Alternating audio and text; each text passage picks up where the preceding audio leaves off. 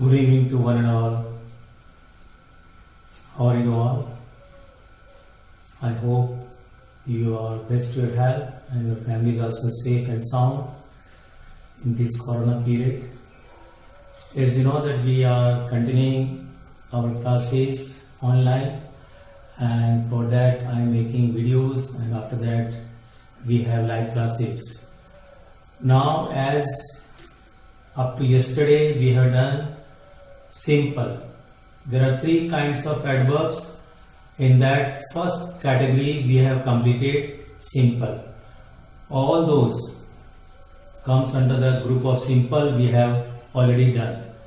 Now, as I told you yesterday also, that interrogative and relative, these things we already know, but we are not much aware that these two also are considered like adverbs. Why? Because when we answer the questions using interrogative, then some kind of adverbs we have to use to answer those questions which are asked by using WH interrogative. तो क्या होता है कि interrogative तो हम लोग tenses के साथ भी सीख लेते हैं और वो वैसे के वैसे हम लोग यूज करते रहते हैं, लेकिन कहीं ना कहीं हमें इस बात की जानकारी इतनी नहीं होती है कि ये भी कहीं ना कहीं इंटरोगेटिव जो है वो भी कहीं ना कहीं एडवर्ब्स की तरह यूज होते हैं।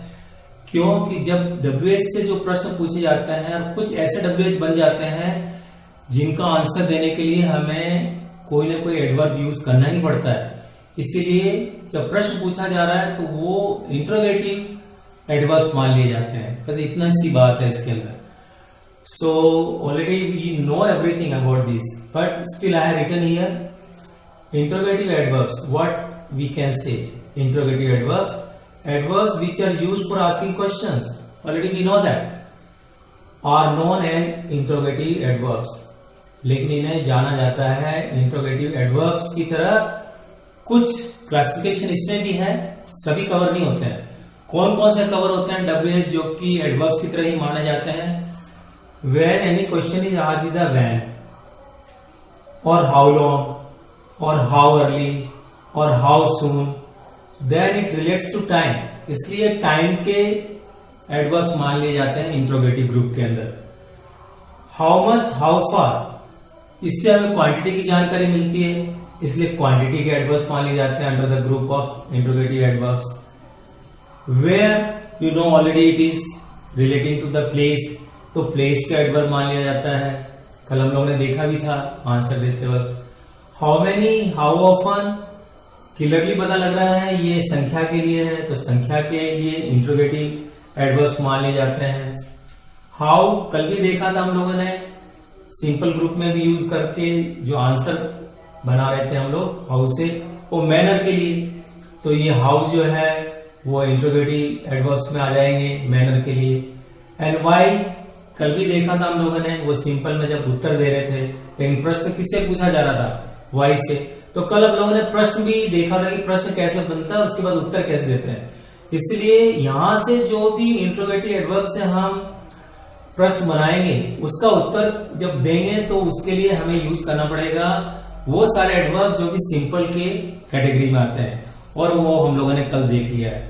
इसलिए interrogative adverbs is not that important for us to understand कि नहीं इसके बिना तो हमारा काम नहीं चलेगा। ऑलरेडी वी नो, बट आज हमें क्या हो रहा है, एडिशनल इंफॉर्मेशन हमें मिल रही है। अरे यार ये भी तो एडवर्ब्स की तरह ही काम कर रहा है। वाई? बिकॉज जब हम इसको यूज करते हैं इन इंट्रोगेटिव एडवर्ब्स को, तो हमें उत्तर देने के लिए कहीं ना कहीं सिंपल एडवर्ब्स का यूज करना पड़ता है, सिंपल स्टडी में जितने भी आते हैं।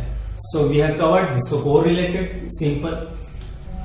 अब जहां तक रिलेटिव एडवर्ब्स की बात है, ये भी WH वर्ड्स ही हैं, लेकिन ये यूज होते हैं जैसा कि हम लोगों ने क्लासेस में पढ़ा है पहले और अब पढ़ेंगे अभी कमिंग क्लासेस में, कि दो क्लोज होते हैं उसको जोड़ने के लिए हमें कुछ रिलेटिव प्रोनाउंस का यूज करते हैं। रिलेटिव प्रोनाउंस में हम लोगों ने इसको कवर किया है, लेकिन कभी कभी इसको हम एडवर्ब्स की तरह भी मानते हैं। क्यों मानते हैं? क्यों ना ये जो है वो कोई ना कोई चीज को रिलेट कर देता है। जैसे वेन है तो किसको रिलेट करेगा?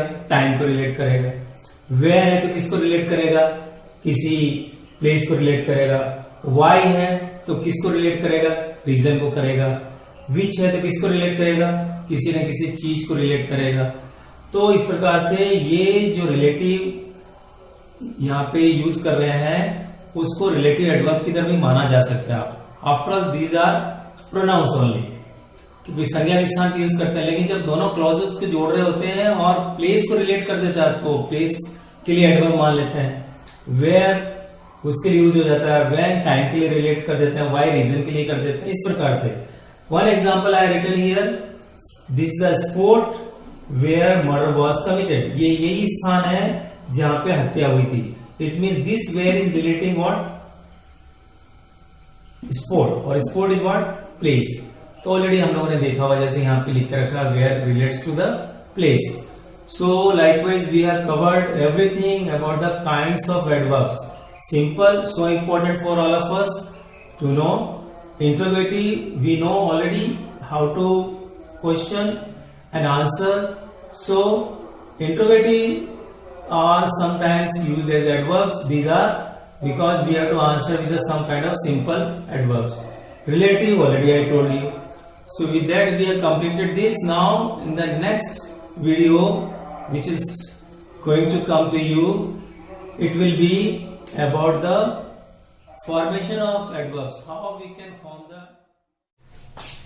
So now we are at the end of adverbs, means last portion of the adverbs are left. So we are going to learn, it's very easy. I think you might have studied in class 3rd itself, 4th itself, 5th onwards it is so much prevalent in the books. तो आपने ये जरूर पढ़ा होगा।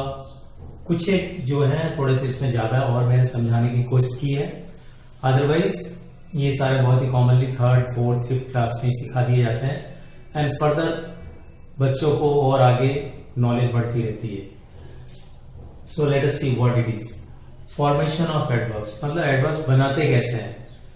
तो total 5 तरीके हैं, और जिसमें फर्स्ट और सेकंड जो है इट्स वेरी वेरी इंपॉर्टेंट, मतलब ज्यादातर हम लोग यूज करते हैं डे टू डे लाइफ में।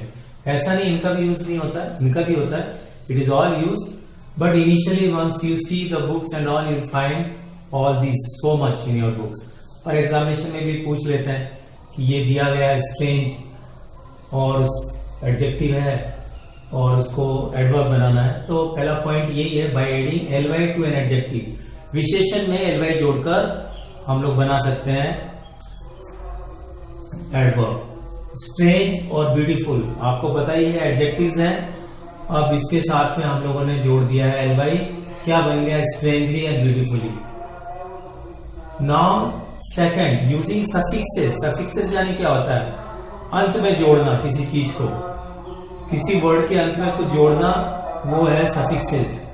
जैसे कि वाइज है, वेज है, वर्ड है, वर्ड्स हैं, इनको हम जोड़कर किसी भी वर्ड में हम एडवर्ब्स बना सकते हैं। जैसे साइड है, उसमें हमने वाइज जोड़ दिया, साइड वाइज।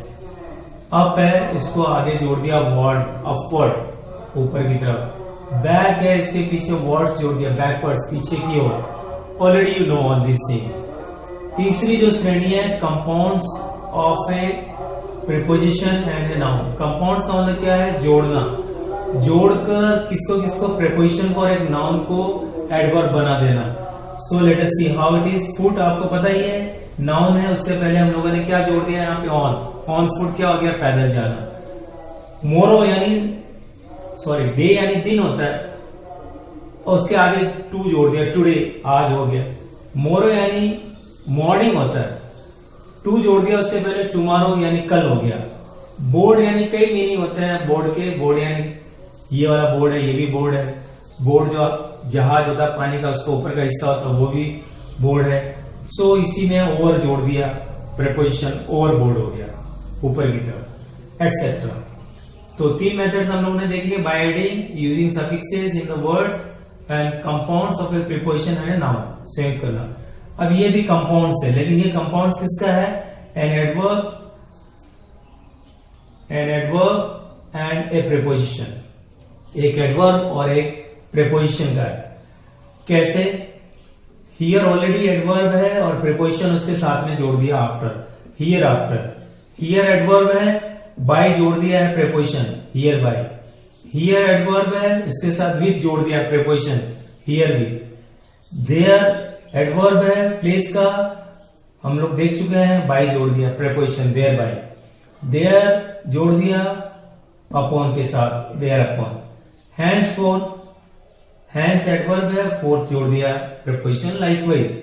इस प्रकार से हम बना सकते हैं इनको, और ये हम डे टू डे लाइफ में यूज भी करते हैं, लेकिन कभी ये नहीं जानते हैं, ये जानने की कोशिश नहीं करते। वी डोंट नो और we are not actually trying to understand how these are form. We take it like a words और we use like adverbs, but we don't know how it is form. इतना जरूरी भी नहीं है, but if you know that is always good. उसके बाद last point है कि दो एडवर्ब्स को क्यों नहीं जोड़ दिया जाए उसके साथ में कंजक्शन एंड यूज करते हुए। अब बाय वैसे तो प्रीपोजिशन है, लेकिन बाय एडवर्ब की तरफ यूज होता है, तो बाय एंड बाय ये करके एक एडवर्ब और तैयार हो गया। फॉर एंड वाइड प्लेस के लिए और विथ के लिए यूज करते हैं, उसके लिए एंड जोड़ दिया था for and wide. First and foremost, सर्वप्रथम और सबसे पहले, तो अपने आप में फ्रेज बन जाता है, एंड से जोड़ के ये एडवर्ब बना दिया। नाउ एंड देन, अभी और तभी, तो वो नाउ और देन ये हम लोगों ने देखा हुआ है, दोनों एडवर्ब से एंड से जोड़ दिया। ओवर एंड अबव, ऐसे ये प्रपोजिशन की तरह यूज होते हैं, एडवर्ब की तरह भी यूज होते हैं, यहाँ पे एडवर्ब की तरह यूज कर लिया है और दोनों को एंड से जोड़ दिया। टू एंड फ्रो, आगे एंड पीछे, तो दोनों को यूज कर लिया है। इस प्रकार से we have formed even adverbs. How to form the adverbs? We have seen all the 5 methods. In that, first 2 are so useful. Everything is useful, but fact is that generally we are facing this kind of trouble in the examination, and they give sometimes this also. So we have to be aware about these things also. If you know, it is always good. You are adding extra knowledge in your, you can say, list of the knowledge.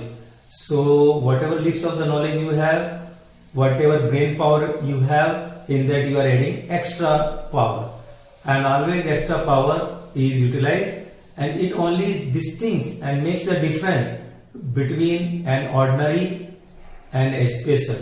So for that reason we should try to learn more and more whatever we can learn, because any language is so vast that it is so difficult to know everything about that language. But how far we can learn, that we should try and always try. With that, today's lecture is over, and after that straightway we are joining for the live class. Thank you very much.